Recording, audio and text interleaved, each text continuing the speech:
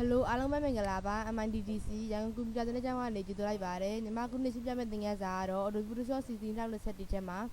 Filter ထဲမှာရှိနေတဲ့ Finishing Point အကြောင်းကိုရှင်းပြပေးမှာဖြစ်ပါတယ်အရင်ဆုံးမှာဒီတက်တိုင်လေးကိုဖြတ်မှာဖြစ်တဲ့အတွက် Close Stand ကိုယူလိုက်ပါမယ် Keyboard ပွားဆိုရင်တော့ S ကိုနှိပ်ပေးလို့ရပါတယ်သူ့ကို Order လေးနဲ့ဖိပြီးတော့စားထုတ်ကြည့်လိုက်ပါမယ်ဒီမှာဆိုရင်တော့သူကဘေးမှာမညီတဲ့နေရာလေးတွေရှိနေတာဖြစ်တဲ့အတွက်သူ့ကို close up နဲ့ရိုးလုံးမယ်ဆိုရင်တော့ရမှာမဟုတ်ပါဘူးအဲ့အတွက် filter ထဲမှာရှိနေတဲ့သူ့ကိုနှိပ်ပေးလိုက်ပါတယ် keyboard ပေါ်ကဆိုရင်တော့ order ရဲ့ control ရဲ့ view ကိုနှိပ်ပေးလို့ရပါတယ်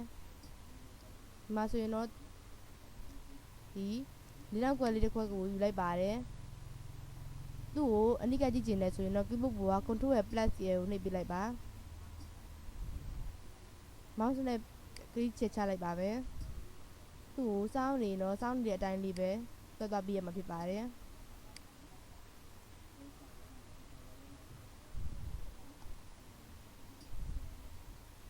sorry ပြန်လုပ်ပါမယ် control plus နဲ့နေခွင့်ချက်လိုက်ပါတယ်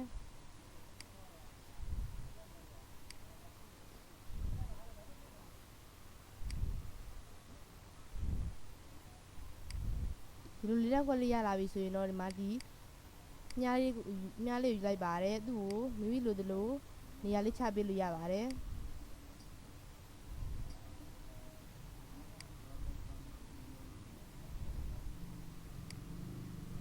လူပုံရပြီဆိုရင်တော့မသူ့ကိုစားထုတ်မှဖြစ်တဲ့အတွက် close stand ကိုယူလိုက်ပါတယ်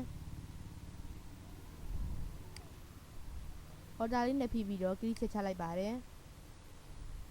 သူ့ရဲ့ corner side ကြည့်သေးကိုတော့ keyboard ပေါ်က၄တောင်ကွေးပိတ်လေးနဲ့ကြည့်ပေးလို့ရတယ်လို့၄တောင်ကွေးစာလေးနဲ့သိပေးလို့ရပါတယ်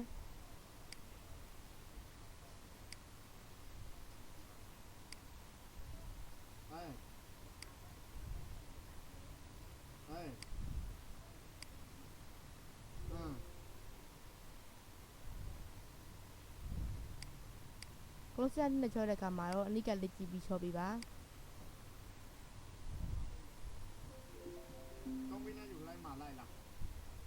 ဒီမှာသူနဲ့သူညီရဲ့နေရာလေးတွေကိုပဲ order လေးနဲ့ဖိပြီး click ချလိုက်ပါတယ် mouse နဲ့ဖိပြီးတော့အစားထိုးသွားတာဖြစ်ပါတယ်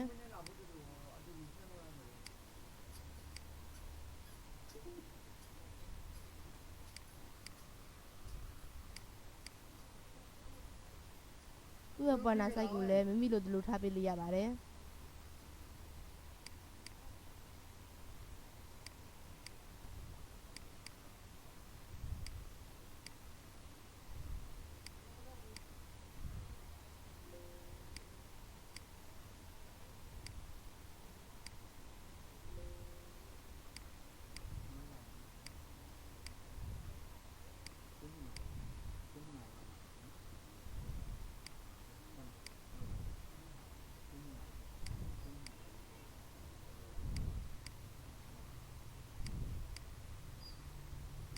ဒီမှာဆိုရင်သူကအဖြူသားလေးနေရာဖြစ်တဲ့အတွက် control Z နဲ့နောက်ပြန်ဆုပ်ပေးလို့ရပါတယ် order လေးနဲ့ဖိပြီးတော့ click ချလိုက်ပါမယ် mouse နဲ့ဖိပြီးတော့သူ့ကိုစားထုတ်ပေးတော့တာဖြစ်ပါတယ်ဒီမှာသူကကိုလားဆိုတောင်းနေတာကိုပြောရမယ်ဒီလိုတွေတော့ဖြစ်တယ်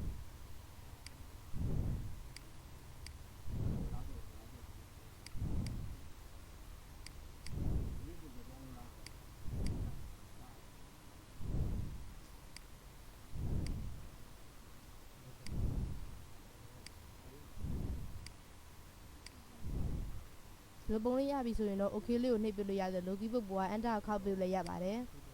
ဒါဆိုရင်တော့ဒီမှာသူကတက်တိုင်ရလုံးဝကိုပြောက်သွားပါပြီ close stand နဲ့ရိုးရိုးစားထုတ်မယ်ဆိုရင်တော့ရမှာမဟုတ်ပါဘူးဒါကတော့ filter ထဲမှာရှိနေတဲ့ဒီကြောင်ရှင်းပြပေးတော့ဖြစ်ပါတယ်နောက်တစ်ခုရှင်းပြမှာကတော့ view ထဲမှာရှိနေတဲ့ push stand နဲ့အကြောင်းလေးတွေကိုရှင်းပြပေးမှာဖြစ်တဲ့အတွက်ဒီပုံလေးကိုယူလိုက်ပါတယ်ဒီမှာ view ထဲမှာရှိနေတဲ့ push stand ထဲမှာရှိနေတဲ့ CR1K တကယ်လို့သူ့ရဲ့ဒီ color လေးတွေကိုတစ်ခုချင်းသိကျင်တယ်ဆိုရင်တော့သူ့ကိုတစ်ခုချင်းတစ်ချက်ချင်းလိုက်နှိပ်ပေးလို့ရပါတယ်တကယ်လို့ cam color ဘယ်လောက်ရှိသလဲဆိုတာသိကြည့်ရင်တော့တစ်ချက်နှိပ်ကြည့်လိုက်ပါ view ထဲမှာရှိနေတဲ့ push stand ထဲမှာမိမိ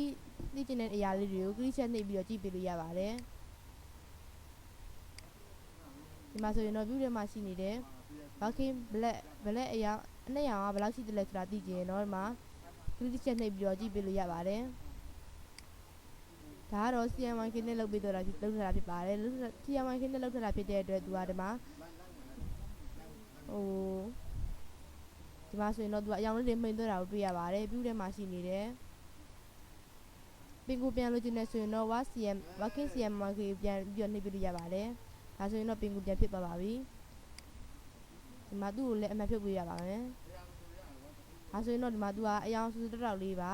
တကယ်လို့ဒီမှာဆိုရင်တော့ RGB color ပါ RGB color ကိုပြန်ပြီးတော့ CMYK ပြန်ပြီးတော့လုပ်ချင်တယ်ဆိုရင်တော့ view ထဲမှာရှိနေတဲ့ span နဲ့ဒီမှာသူ့ကိုနှိပ်ပေးလို့ရပါတယ်full color ကိုနှိပ်ပေးလို့ရပါတယ် keyboard ပေါ်ကဆိုရင်တော့ control ရဲ့ Y ကိုနှိပ်ပေးလို့ရပါတယ်ဒါဆိုရင်တော့သူကဒီမှာအရောင်လေးတွေကျသွားတာကိုတွေ့ရပါတယ်ဒီမှာလဲ CMYK color ကိုဖြစ်သွားတာကိုတွေ့ရပါတယ်အစနေပြန်ပြီးတော့လုပ်ချင်တယ်ဆိုရင်တော့ view ထဲမှာရှိနေတဲ့ပင်ကိုတက်ပြန်လုပ်ချင်တယ်ဆိုရင်တော့ဒီမှာ full color လေးကိုပြန်ပြီးတော့ချက်နှိပ်ပေးလိုက်ပါဒီအမှန်ချစ်ထားတာကိုဖြုတ်ပေးရမှာဖြစ်ပါတယ်ဒါဆိုရင်တော့သူကပင်ကိုတက်ပြန်ဖြစ်သွားပါပြီနောက်တစ်ခုကတော့ view ထဲမှာရှိနေတဲ့ဒီမှာ zoom in သူ့ရဲ့ shortcut ကတော့ control ရဲ့ plus ရဲ့ပဲဖြစ်ပါတယ်သူ့ကိုတစ်ချက်နှိပ်မယ်ဆိုရင်တော့သူက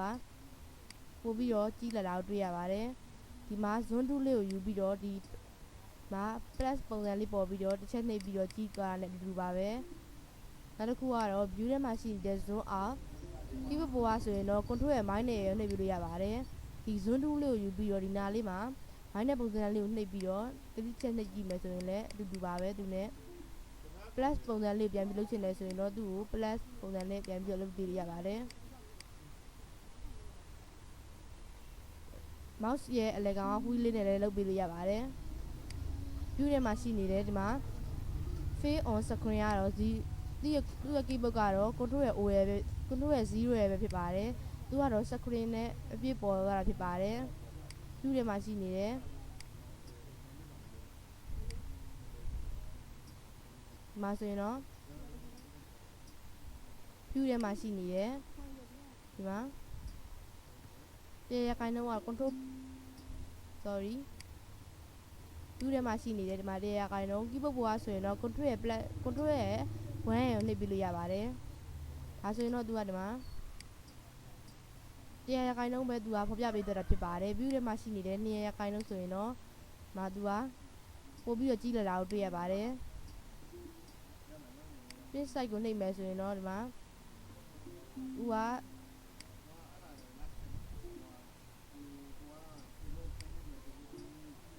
view ထဲမှာရှိနေတယ်ဒီမှာ yellow fit horizontal ကိုနှိပ်မယ်ဆိုရင်တော့သူကတစ်ဖက်ကိုလှည့်ပေးသွားမှာဖြစ်ပါတယ်ပြန်ပြီးတော့ဖြုတ်ချင်တယ်ဆိုရင်တော့သူ့ကိုအမှန်လေးပြန်ပြီးတော့ဖြုတ်ပေးလိုက်ပါဒါဆိုရင်တော့ရသွားပါပြီနောက်တစ်ခုကတော့ screen mode ထဲမှာရှိနေတယ်ဒီမှာ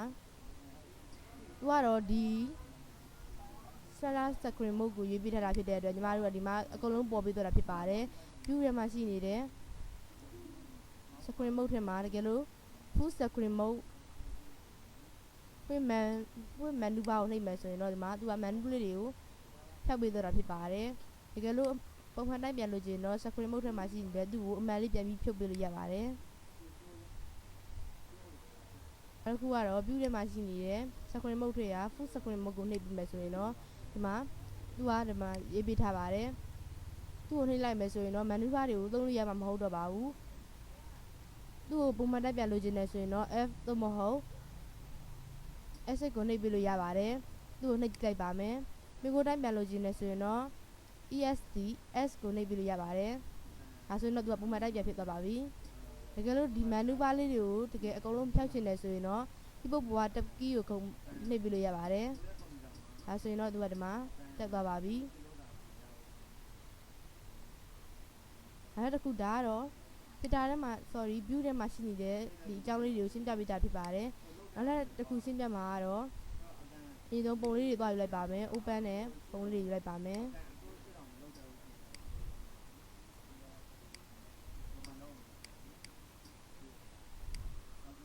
ဒီမှာဆိုရင်တော့တစ်ပုံနှစ်ပုံသုံးပုံလေးပုံငါးပုံရှိပါတယ်ငါးပုံရှိရဲဆိုရင်တော့ညီမတို့ကအရင်ဆုံးဒီမှာ window ထဲမှာရှိနေတဲ့ array ထဲမှာရှိနေတဲ့သူအကြောင်းလေးတွေရှင်းပြမှာဖြစ်တဲ့အတွက်အဲဆုံးဒီမှာ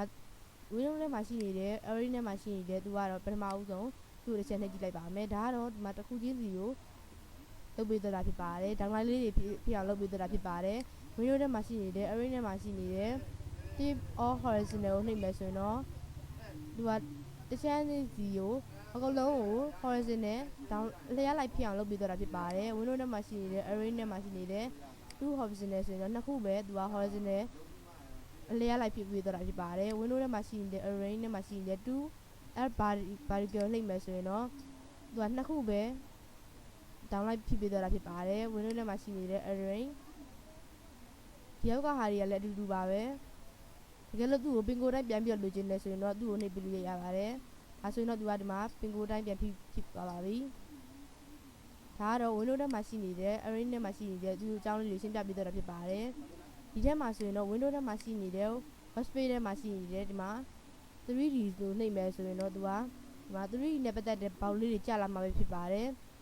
တကယ်လို့ window ထဲမှာရှိနေတဲ့ workspace ထဲမှာရှိနေတဲ့ motion ကိုနှိပ်မယ်ဆိုရင်တော့ motion ကတော့ video တွေလုပ်တဲ့အခါမှာအသုံးပြုပါတယ်သူကတော့ဒီမှာသူ့ရဲ့ဘောက်လေးတွေကြာလာပဲဖြစ်ပါတယ် window ထဲမှာရှိနေတဲ့ workspace ထဲမှာရှိနေတဲ့ photography ကိုနှိပ်မယ်ဆိုရင်တော့သူကဓာတ်ပုံတွေလုပ်တဲ့အခါမှာတော့အသုံးပြုပါတယ်ဒီမှာသူ့ကိုတကယ်လို့တစ်ခုချင်းစီထုတ်ထားမယ်ဆိုတော့ဒီမှာဆိုရင်သူကတစ်ခုချင်းစီဖြစ်သွားပါတယ်သူ့ကိုပင်ကိုတိုင်းပြန်ပြီးချစ်ချင်တယ်ဆိုရင်တော့ window ထဲမှာရှိနေတဲ့ workspace ထဲမှာရှိနေတဲ့ essential ကိုပြန်ပြီးနှိပ်ပေးလို့ရပါတယ်သူ့ကိုနှိပ်မယ်ဆိုရင်တော့သူကဒီမှာ Photoshop CC ကိုစပြီးတော့ download ဆွဲတယ် install လုပ်တဲ့ပုံစံအတိုင်းပြန်ဖြစ်သွားတာဖြစ်ပါတယ် reset essential နှိပ်မယ်ဆိုရင်တော့သူကစပြီးတော့Photoshop CC 2021ကပင်ကိုပုံစံအတိုင်းကိုပြန်ပြီးဖြစ်ပေးသွားတာဖြစ်ပါတယ်ဒါကတော့သူ့ရဲ့ပင်ကိုပါဒီမှာခုရှင်းပြပေးသွားတာကတော့ဒီမှာ window ထဲမှာရှိနေတဲ့မှာ workspace ကြောင့်ရဲ့ array ကြောင့်ရှင်းပြတာဖြစ်ပါတယ်နောက်တစ်ခုကတော့ဒီမှာ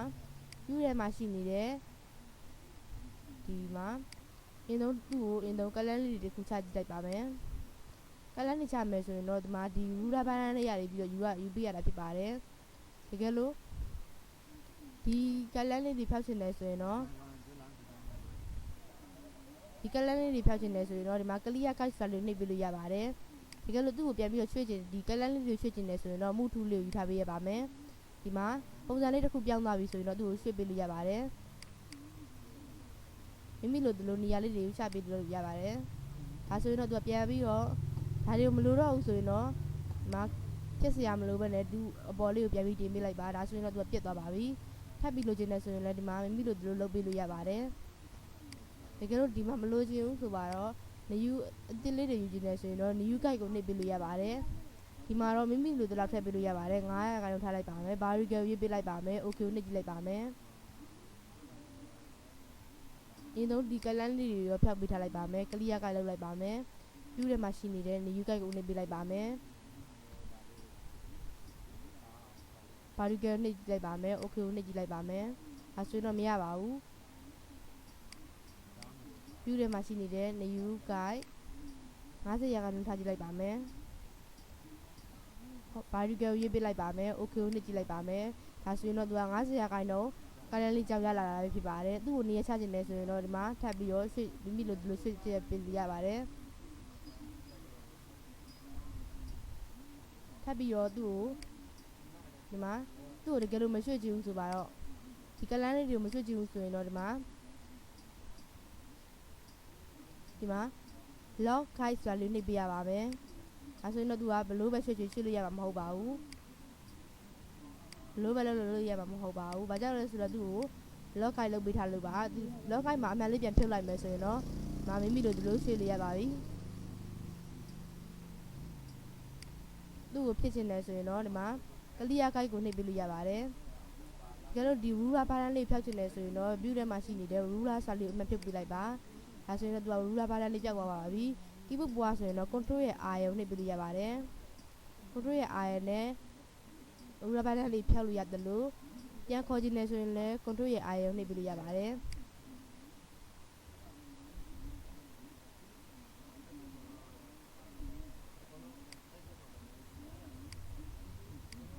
ဒါကတော့ view ထဲမှာရှိနေတဲ့သူအကြောင်းလေးတွေရှင်းပြပေးတော့တာဖြစ်ပါတယ်အားလုံးပဲကျေးဇူးတင်ပါတယ်